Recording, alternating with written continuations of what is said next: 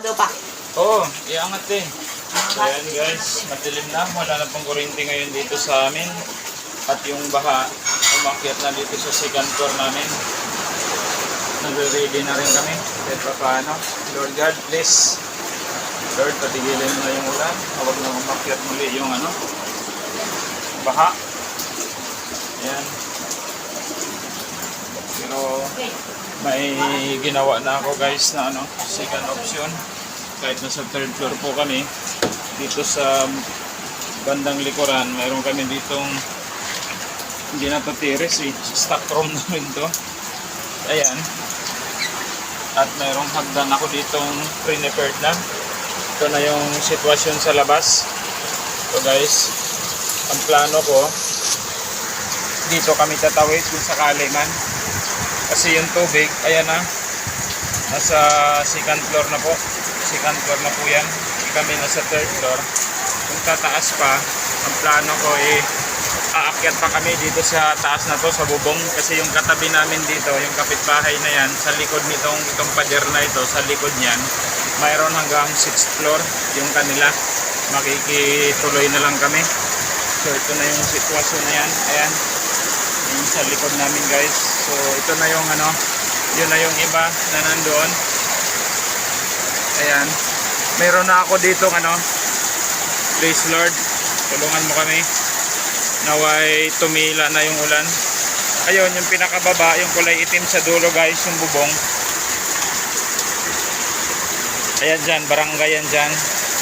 Dyan yung labasan namin. Pero nahihirapan nga. Mataas na. So ayun, ito yung second option namin. Ito yung second plan ko guys. Naway patnubayan ng Panginoon kung sakali na wag naman tumaas na. Para hindi na namin magagamit ito para tumawid pa sa kabilang bahay. Nasa third floor na kasi kami. Hindi na ako nag-decide kanina na lumikas kasi kumbaga nasa third floor na ako At itabi mo lang yan dyan. At yun nga, sa taas na ng tubig ngayon, hindi na kasi kayang maglakad nito sa ganitong sitwasyon na tubig. Dahil lagpas na to, second floor, nasa 7 to 8 feet na ang lalim nito.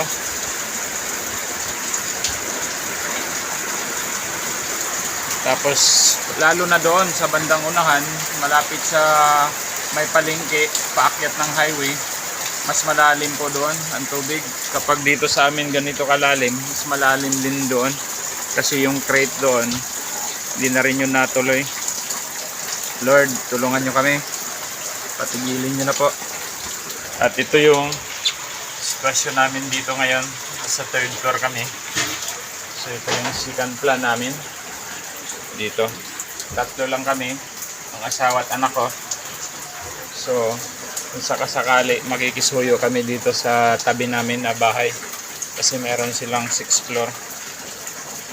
So ito yung second plan ko. Tatawid papunta dyan sa bubong ng tsuhin ko. Ayan. Tapos aakyat ulit dito sa bubong ng inuupahan namin. So yun lang. Please Lord, pray for me guys. Pero naka-ready naman na kami ng mga importanteng bagay na mga kailanganin namin. Tinabi na namin.